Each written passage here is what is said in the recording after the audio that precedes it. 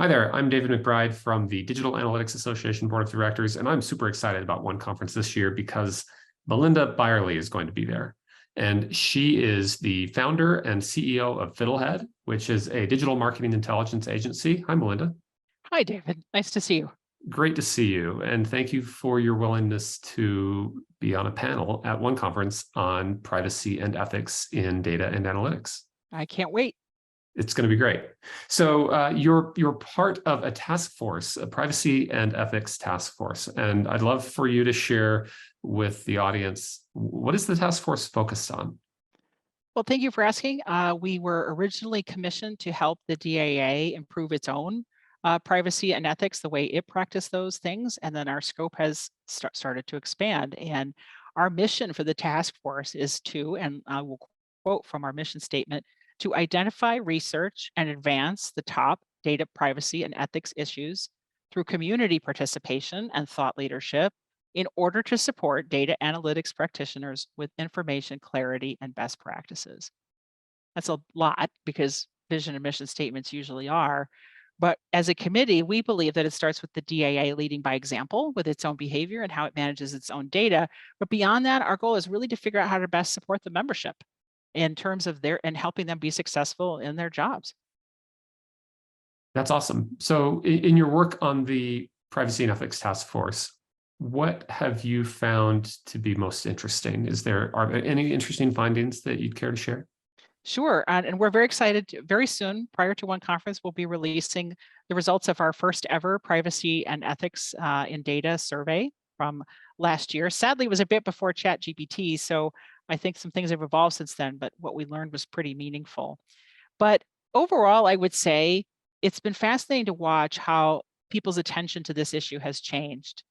3 or 4 years ago when we got it going, it felt like we were voices in the wilderness saying, this is going to be a problem. This is a thing. We need to work on this.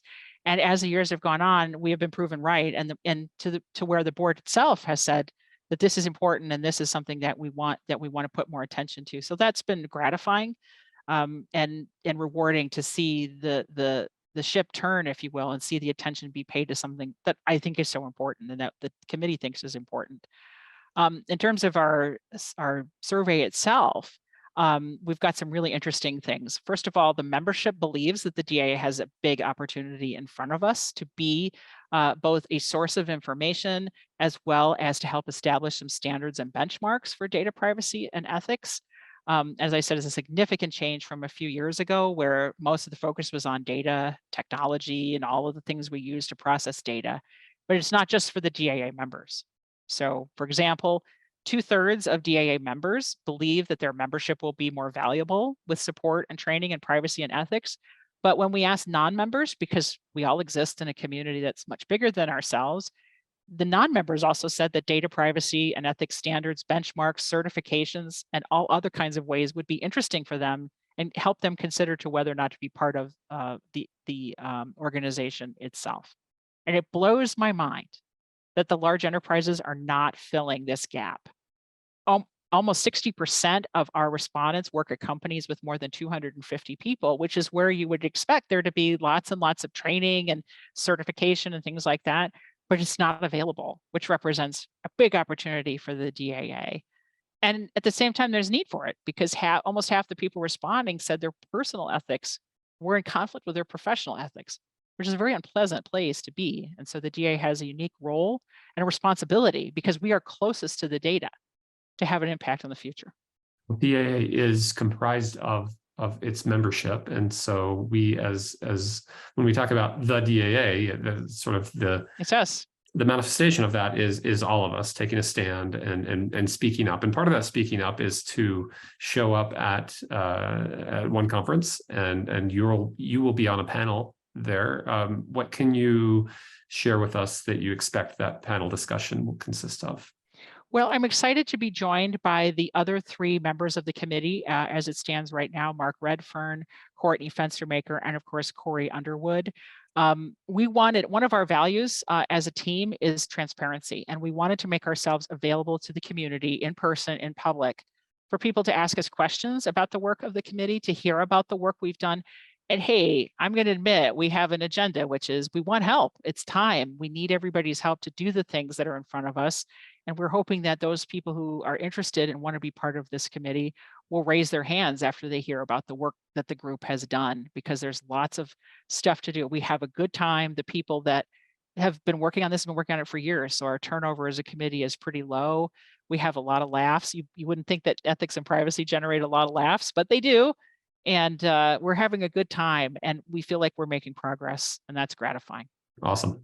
Well, I hope that everyone who hears this is motivated and excited to come to OneConference to be part of that discussion. But even if you're not able to make it, there are other ways to participate and contribute. How would you recommend people who are feeling motivated and drawn to this work raise their hand? Please get in touch with us. I think right now you can actually just send a note to the DAA's regular channels. Kimberly, the executive director, will forward your email to us, but we are actively seeking participants to help us with the next level of work, which includes creating benchmarking and training programs and helping the DAA as well manage its own practices to the highest and best standard. Great.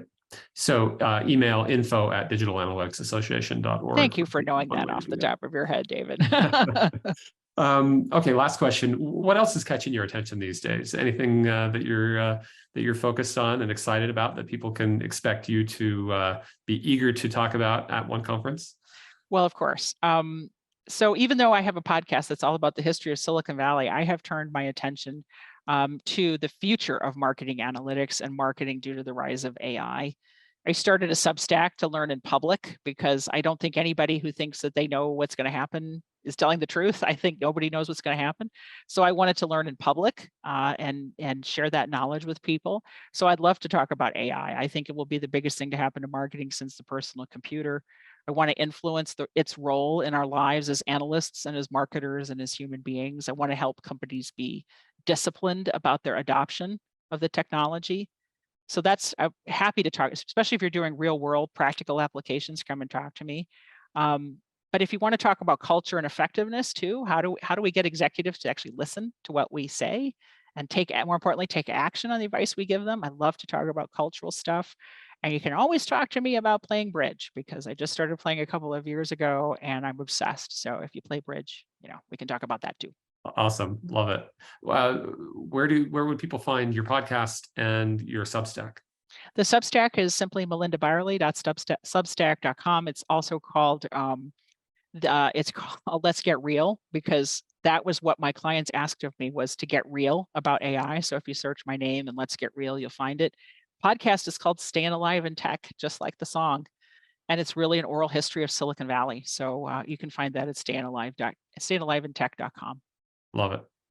Thanks, Melinda. I'm super excited to see you. It's always a pleasure to speak with you and to see you in person. OneConference is going to be great because we will be able to connect and talk and further the conversation with each other and others who are there.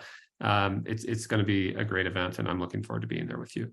Me too. The last one I went to was in October 2019. So it's going to be so great to be back in person again. Awesome.